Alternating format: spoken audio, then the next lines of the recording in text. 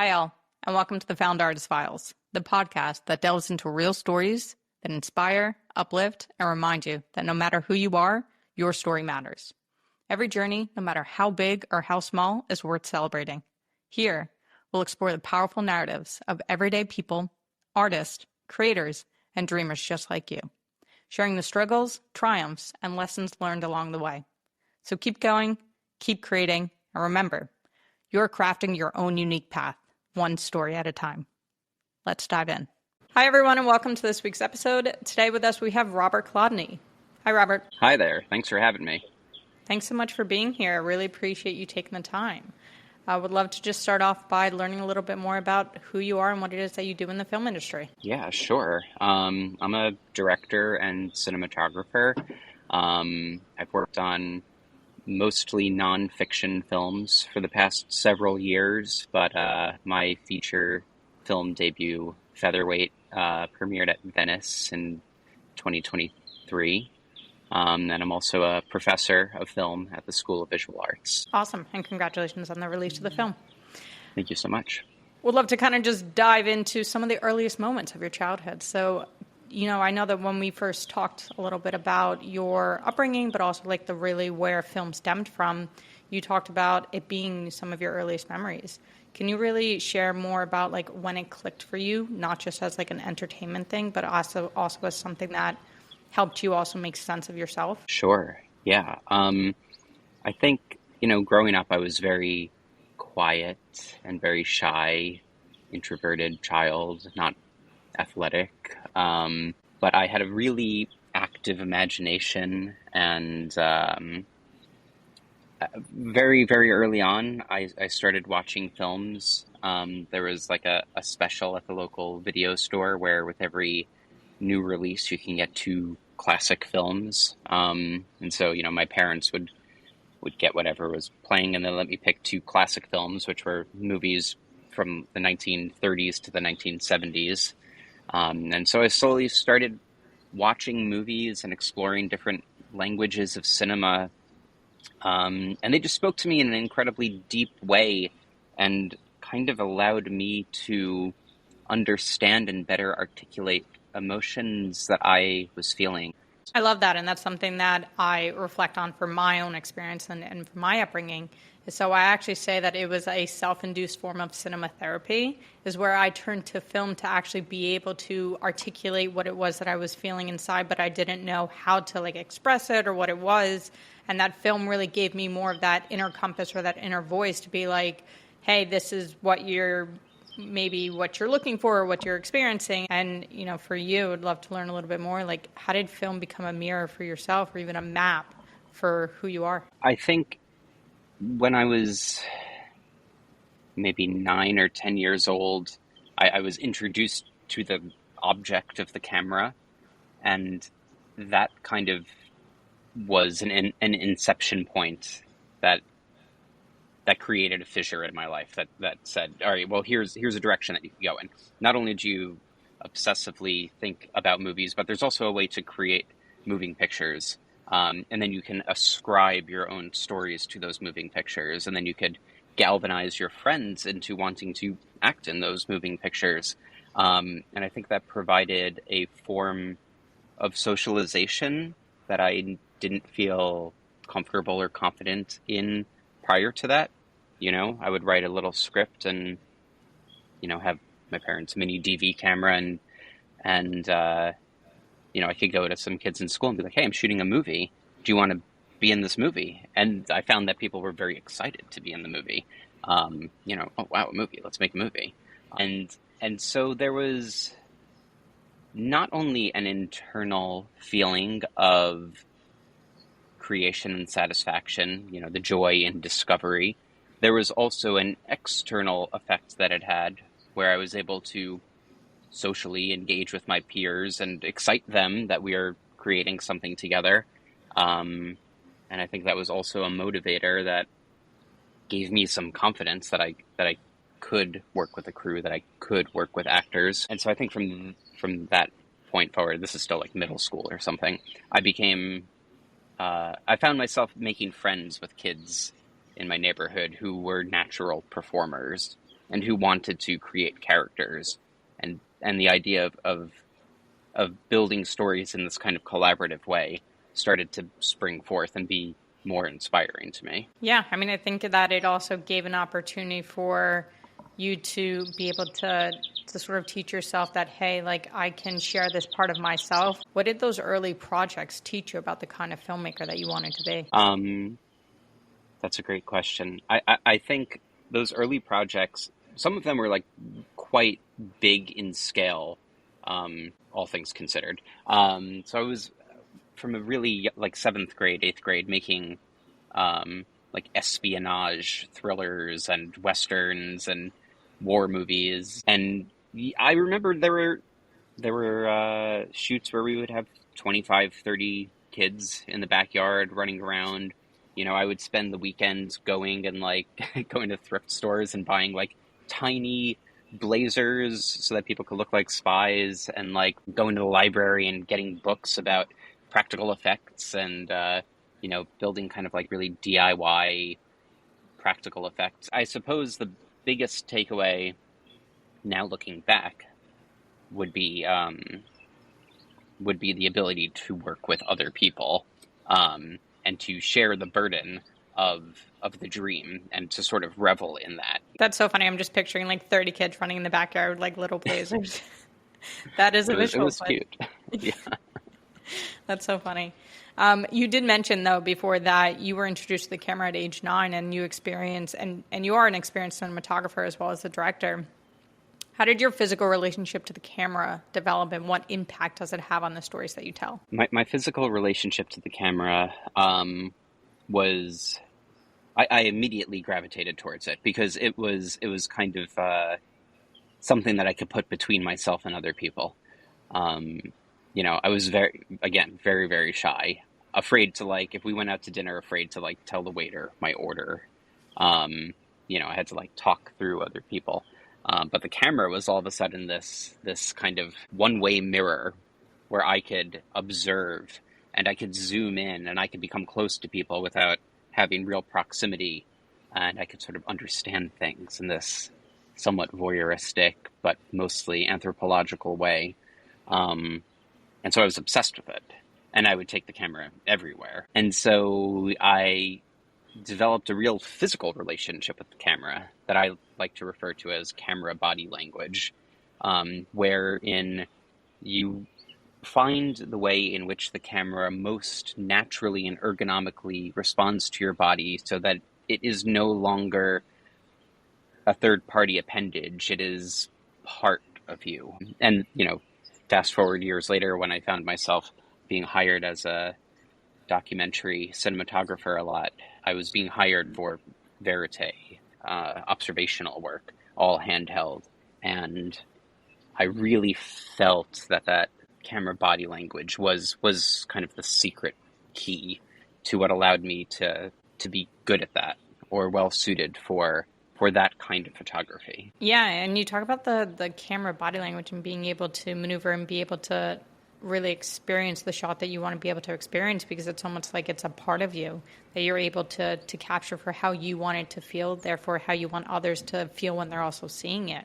And because so it isn't merely like, a technological operation. It is also an emotional operation that when the camera is part of you, you're imbuing the camera with sensitivity and feeling, fear, bravery, whatever the scene calls for. And I think there is really a communicable feeling in the machine that you are giving it. You're giving it a soul. Yeah. And what has the camera body language taught you about control ultimately, or about letting go of control? I think in I would separate between fiction and nonfiction how I would answer that. But in nonfiction, I would say you are engaged in a dance with a real person who is experiencing something real. And if you have done your due diligence and that participant is bought into what that collaboration is meant to be, then you enter a wavelength where you understand where it is permissible to be very close to them while they're experiencing something deeply cathartic or deeply traumatic.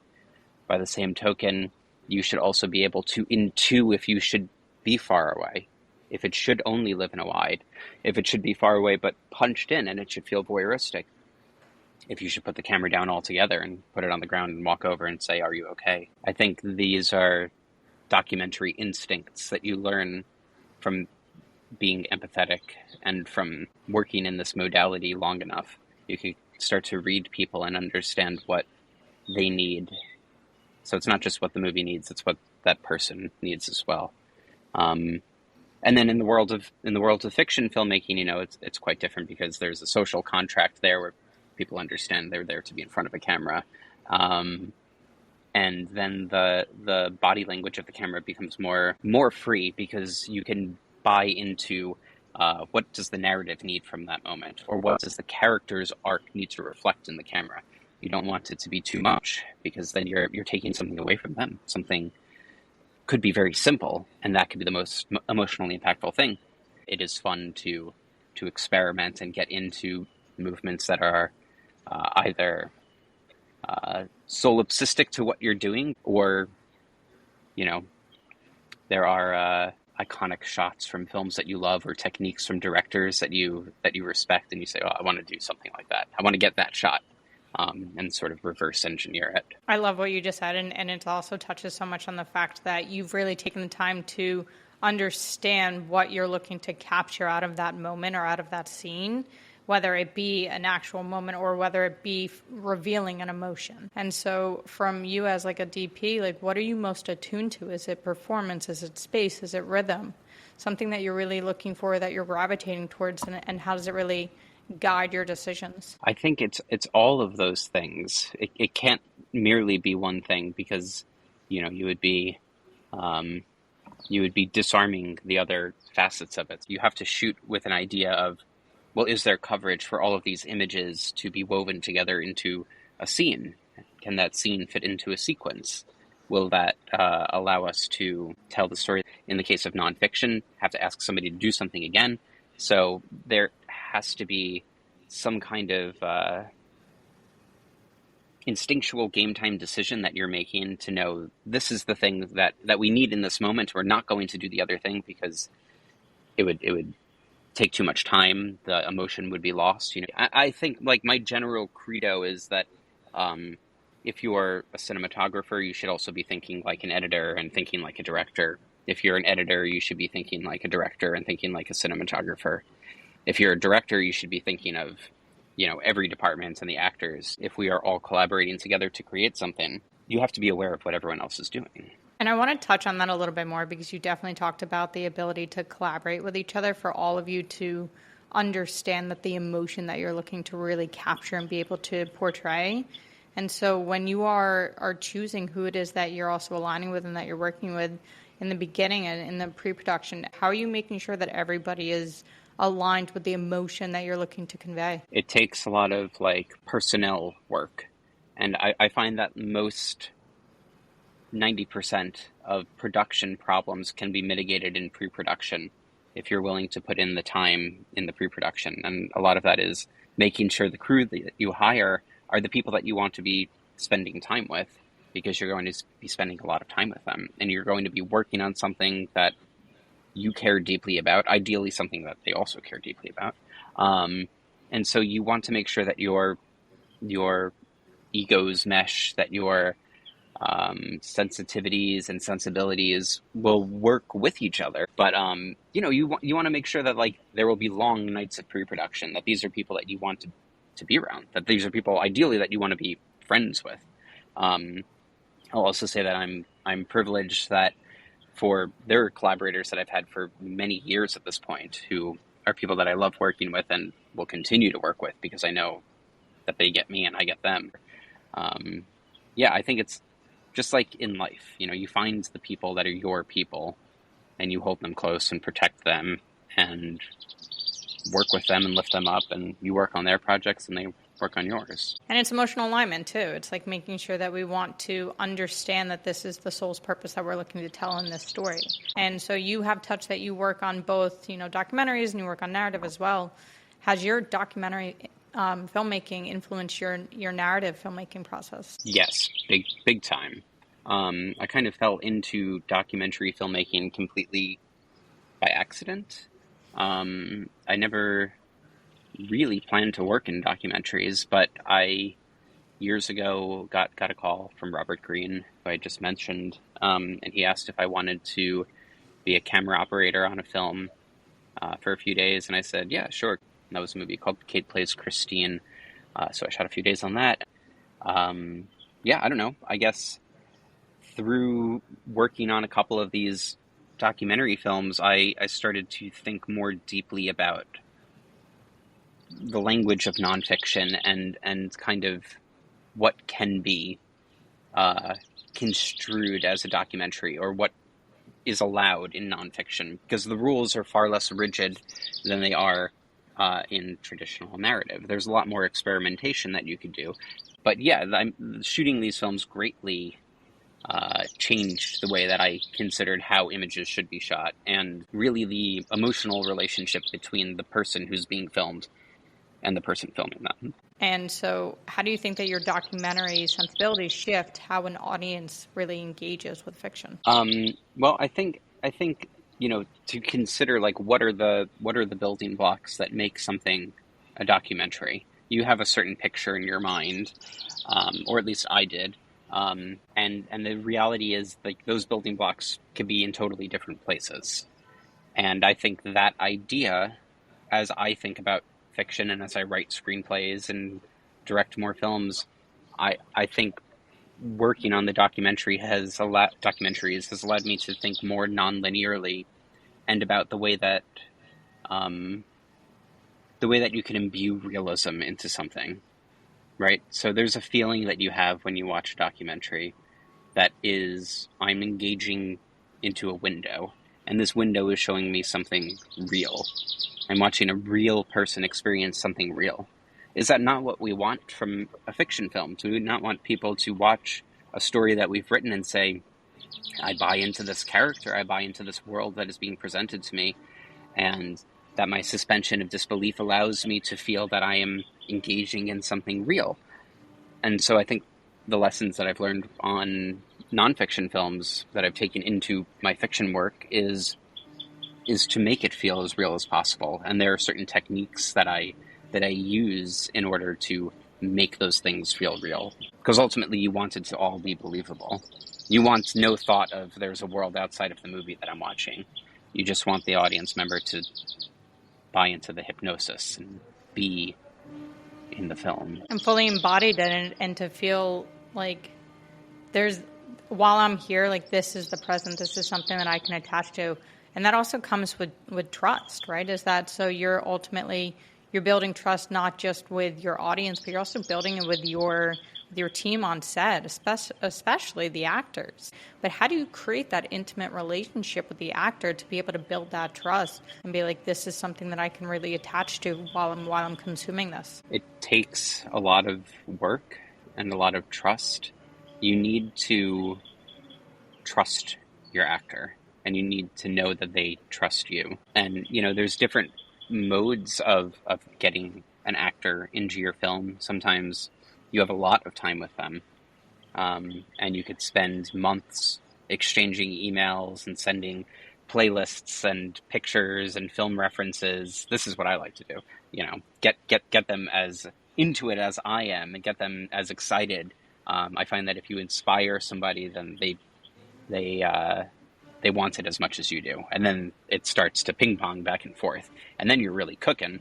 You're creating something kinetic, and it's moving and it's building. But then I also like to give my actors little gifts that heighten their characters. In the instance of Ron Livingston, the movie is like a 1960s period piece. He's playing a sports manager.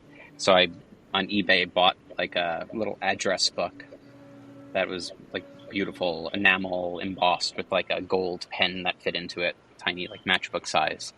And I went through this address book and I wrote down all of his other clients that he would have. Stand-up comics and dancers and boxers and football players. And I gave it to him, and I was like, this is not going to be in the movie. We're never going to see it. I just want you to keep it in your pocket. This is kind of a key point, that there is a film, but there is a world outside of the film.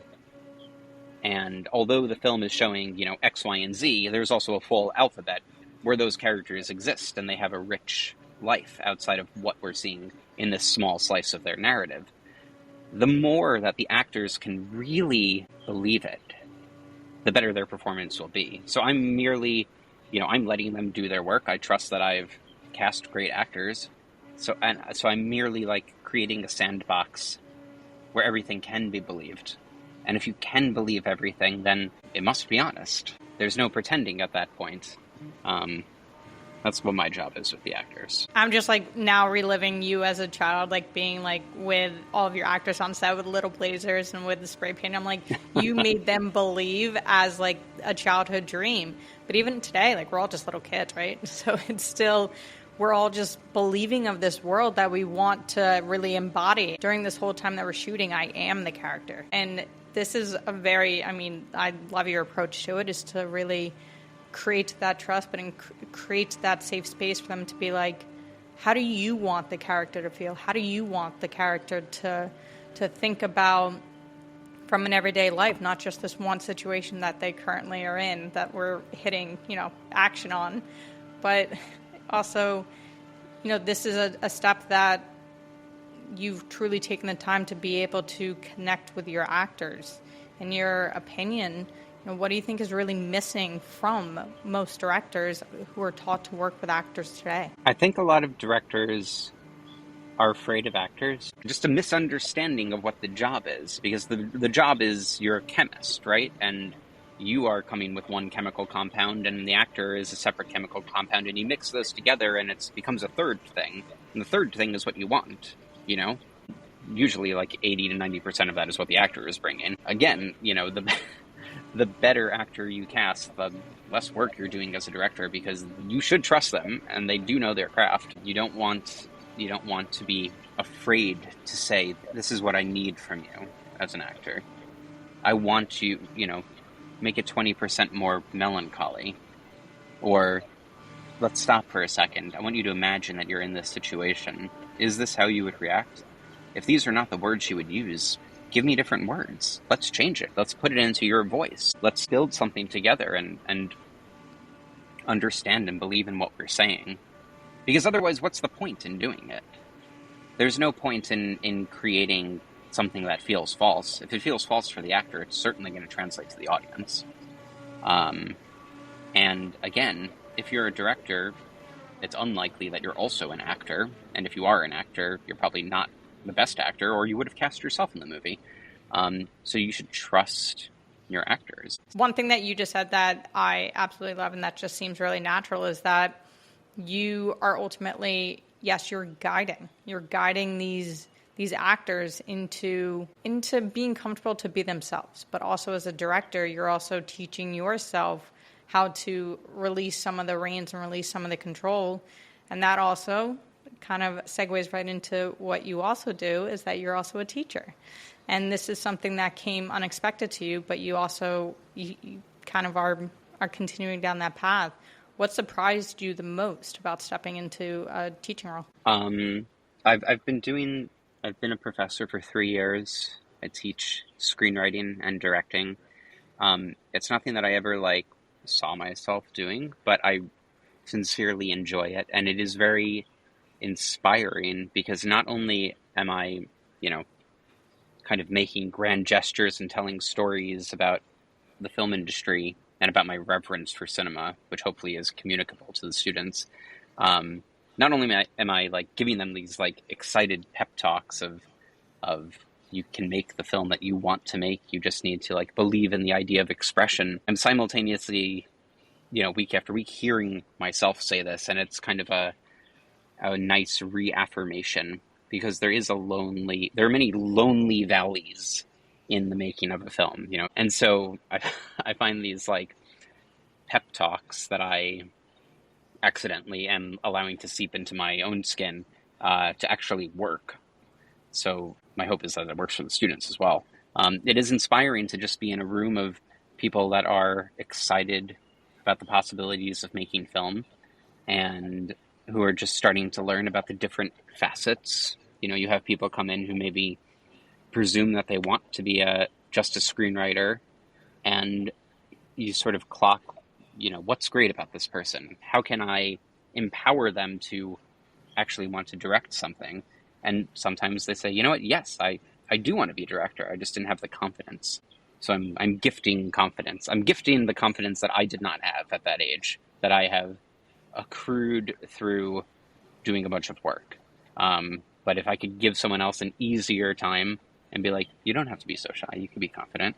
And that is a gift I'm very happy to give to them. You're sharing the peaks and valleys of life ultimately, but also the attachment to something that they truly love and truly enjoy. And I think by you just shining a light on something that is already within someone, the ability to be like, hey, you're safe here. I know I have that in me. I just wasn't comfortable enough sharing it or showing it. I love that. I think like the students, just from that statement alone, I know are so grateful to have you as a teacher. I wish I had a teacher like that. And it's so funny. I wish that I had a teacher that was talking to people that I do. Yeah. Kudos to teachers. We definitely love all the teachers. But also as you are working with the students, and something that you've probably witnessed is a misconception amongst all of the students. So what's something that you've had to dismantle early on with your students? I think there is a pressure in film school to like a certain kind of film, or to pay attention to a certain kind of film.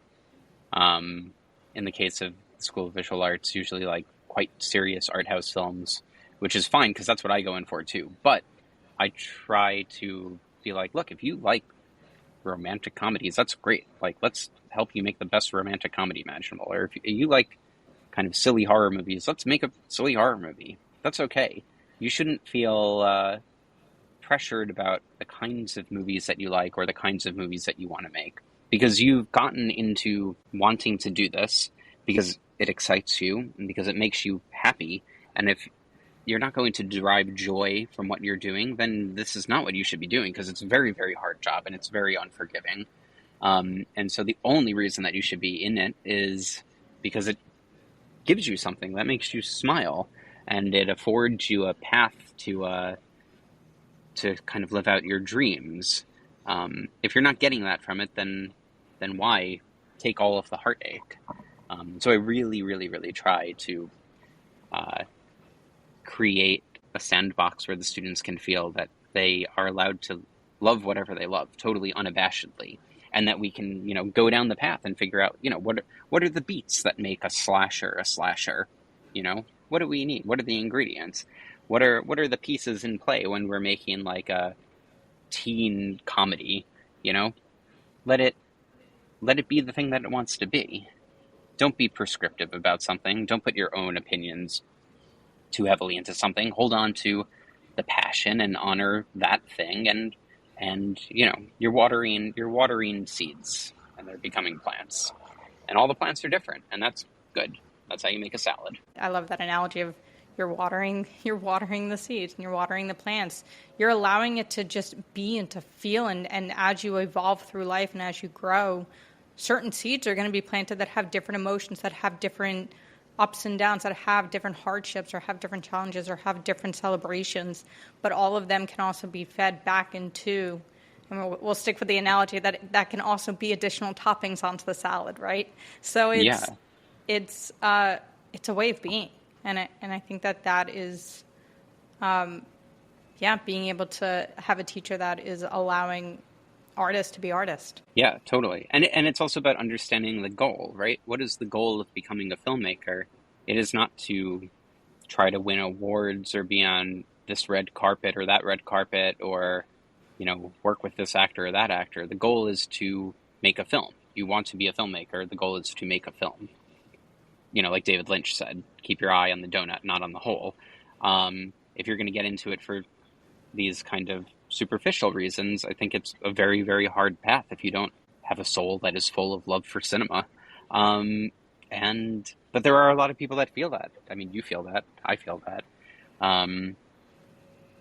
and it must go on. So, there is a pathway. Thank you. I just want to say that for just like everyone at home listening, the loudest thing that you just said is don't do it for the numbers. Don't do it for the awards. Don't do it for whatever external validation. Do it for the internal validation. Do it for the feeling that you genuinely are meant to do this. And so some of your teaching also, I'm sure, seeps into your own personal creative. So how has it really fed back into your own creative practice? It has really helped me in discipline during screenwriting, because I'm constantly up there saying, when you're on Instagram, don't work on your script. When you're on the subway, don't just be idly looking around. Like, you could have Final Draft on your phone. Work on your script. Carry a notebook. Always be writing. You have a story to tell.